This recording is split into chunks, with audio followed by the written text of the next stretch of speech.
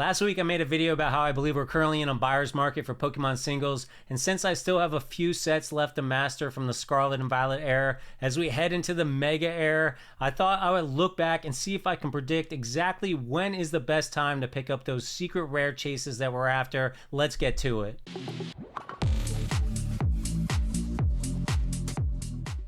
There's nothing better than to predict the future by looking back at history. How soon we forget so much, but there is so much evidence out there about what might happen in the future. Now, it doesn't always hold true, but it's certainly the best tool that we have at our disposal. And, I just want to go through a few of the cards that I think are the biggest chases of Scarlet and Violet, the ones that I most want in my own personal collection, some that I need to still master the sets, and they're quite expensive. But I want to look at where they started out, where they bottomed out, and where they are now, and how long it took them to bottom out specifically. So we're going to go from the beginning of Scarlet and Violet to the end. I got about 10 cards here, covering most of the sets up until Destined Rivals, which I don't think is anywhere near its bottom. So definitely would hold off on going crazy on Destined Rivals. But there are some great deals in Destined Rivals right now. I even picked up some of the illustration rares for like $4 or $5.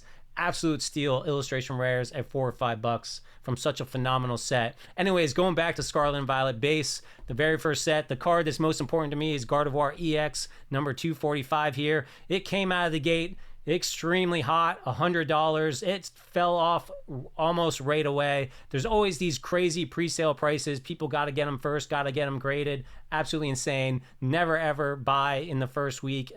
Now there's exceptions to that, and we'll look at one because sometimes a card very rarely comes out of the gate and only goes up, but it can happen. But this is not that case, and 99% of the time that's not going to happen. We got Gardevoir right out the gates. It didn't take long to get down to like that $20 mark and even hit like the $16 mark in November of 2023. That was about 8 months after it came out that it hit that bottom. It did see a bump. We talked about the February bump last week, and it's descending once again because don't buy the hype. I tend to look back and see what's the most common trend. And as you can see, we got the hype bubble, and now it's starting to fall back down. It's nowhere near its bottom. I wouldn't pick it up now. I think it's got more to go down, but it will never reach $18 again, in my opinion. Next up, we got Iono from Paldea Evolved. Absolutely crazy, $127 out. I think we saw all the craziness in Japan and thought that it would translate over to English. It doesn't. It never does when it comes to the trainer cards.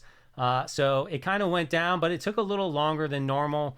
And it finally hit a bottom around October, November, which is almost 16 months after the set came out. And it had that little February bump, and now it's down to that $53, which is basically where it bottomed out. That is the biggest chase card of this set, if you don't count the crazy Magikarp, which is one of those rare cases in those like 0.01 percentages where it does nothing but pretty much go up. It did start at $65. Everyone thought that was insane. It dropped down to about $50. But from there, it pretty much has just steadily gone up and up and up. It hit that January peak, $228. Dipped a little bit, but it's still over the $200 mark, which is absolutely insane. It bottomed out only a month after release, and since then, one of those super rare cases. Then we got that Charizard from Obsidian Flames, $100 to start it out. Took a little while to get down to a bottom of about $40, which again was about a year after release. It hit that bump, and now we're sitting at about $57 right now. I can't see it going much lower, but I suppose it could drop a little bit more. From Paradox Rift, we got that Altaria EX. I always thought this was a hot card. It really wasn't highly desirable. It was about $30 for a long time when it came out. I would call the bottom out about $26, which really wasn't much lower than where it started at. But you could say it held for about a year before it started to it had a little bump in June and came back down to where it belonged. Then we had the bubble again here in February, and it's starting to drop back down. Will it come back to $30? I don't know. What was really hyped as the big chase card, even though it wasn't for me, was the Roaring Moon EX. Again, came out the gate at about $100, and it's really done nothing except drop. Currently at $44, it's as low as it's ever been, about 18 months after this set came out. And on the illustrator front, we got the Groudon from this set. Kind of came out pretty high in the beginning, about $36, bottomed out at about $24.50 about 5 months after release, and since then it's steadily climbed from both bumps. This bump brought it up, it had a little bit of dip, but then it just kept climbing, and part of that February bump again. Now it's currently down to $66. It tends to keep going up, dipping, going up, but never fully coming back and recovering to where it is. This is what I tend to fear a lot of times when you have a really hot Pokemon like Groudon. Moving into Twilight Masquerade, we got that Greninja. Came out at $142. You knew it was hot. It was the biggest chase of the set. It really just did nothing except go up. It was so hard to get, just continually going up, going up. It's starting to finally see a dip now, down currently to about $258. Still never really ever reaching where it was when it came out. The biggest IR from that set, clearly the Eevee, probably one of the best IRs of all of Scarlet and Violet. Came out about $41, saw a bump, came back down, saw another bump in that February time frame, and now it's currently dropping way down again, which is kind of returning its value to about its lowest point, which was about 8 months after release in October of 2024 when it was $47. Currently for me, this card is a buy right now at this $50 mark. I really don't, since it was, maybe you'll save $5 at most, but I don't think it's ever going to return to the $40 mark. And, because it hasn't done it before, and things tend to get bumped up and never return fully. So for me, this card is kind of a buy right now. Now, Stellar Crown's a set that really had just the Bulbasaur and the Squirtle. And even though the Terapagos was kind of hyped up and it started really high because of how hard special illustration rares were to get, it came out at about $115. And really, it's done nothing except for drop down ever since then. It's now at the lowest ever. If you thought this card was hot, it's a pickup now, $43, super low. And I always love when a card will, if you can find a card raw that will triple in its money if you PSA 10 it, that's kind of a buy for me at the store. I already added one of these to my collection, so I'm not after it, but $43 is quite a value for the biggest special illustration rare chase in a set. Then on Surging Sparks, man, just crazy hype for this Pikachu in the beginning. It also has seen nothing except a dip down, currently at its lowest point ever, $257. We're currently sitting around 8 months after release.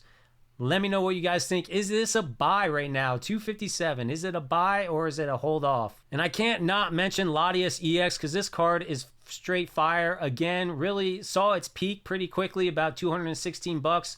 And it's gone all the way down to its lowest point ever right now. Again, at that 8 month mark, $147.84.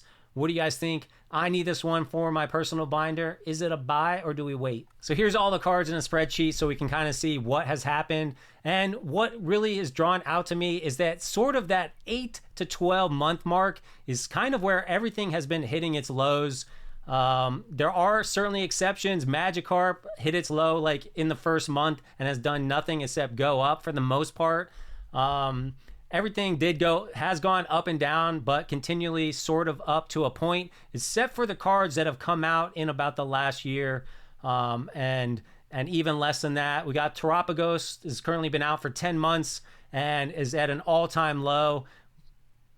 People have not got a big affinity, I guess, to Terapagos, even though he's a huge player in the Pokemon Horizons set, TV show. But of course, Pikachu and Latias, huge fan favorites. Currently, we're at the 8 month mark and they're at lows. I'm kind of thinking that anything in we're kind of hitting the 8 to a year mark since it's been out. For me, I'm kind of thinking it's time to pick them up and might be at the lowest. I wanted to hear what you guys think. So basically that's what's in the green here. We got Greninja EX, which is currently down to about $277, which unfortunately is $135 up from its lowest bottom, which was release day. So that was one of those rare cases where you should have just bought it right away. Then, but Pikachu and Latias, those are at all-time lows right now. Question is, Will they go lower? How many more months are they going to go lower? Certainly between now and 12 months, I think might be about the peak. It really depends on if we get some reprints, which I'm not even sure if that will help, because the way people are just buying Pokemon products blindly and insanely right now, it's hard to get anything. I have no word on any kind of reprints for anything that we've not already heard, but I'm not seeing anything. All of Scarlet and Violet, I feel like I don't feel like we ever got reprints. There was stock for the first year and a half. There was just stock of everything. We could buy whatever we want. We couldn't even sell booster boxes at $105. Then all of a sudden, Surging Sparks came out, and we can't even get anything. So it's kind of crazy. But that's what I'm seeing. If history tells us anything, I'm looking at 8 to 12 months to try to find that low. Sometimes you hold out, hoping to save $20. You might end up losing 50 if you really want that chase in your set. Me personally, I need Latias still. I would love that Greninja. I forgot to put Eevee up here, but that's another card I need. That Eevee illustration rare is a buy for me right now at $50. Let me know what you guys think on that one. Other cards, I mean, the Charizard EX from Obsidian Flames was $40 forever. Now it's up 50%. Why didn't people buy it back then? It's freaking Charizard. You should have known. Iono trainers, I don't really care about the trainers. I don't go after them that much. I needed the Iono for my set. I can't remember what I bought it at, but it's at an all-time low right now. Maybe I pulled it and got lucky. Gardevoir EX. Man, I picked up a PSA 10 Gardevoir for like under $80. Now it's like a $200 card in a PSA 10.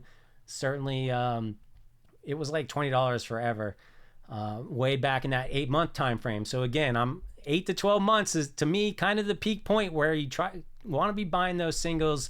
So let me know what you guys think about all this information. I shared my thoughts there. What's a buy for you right now for those chases? Do you think we're at an all-time low? And is it going to go up from here, or we got more room to drop? I'll catch you guys in the next video.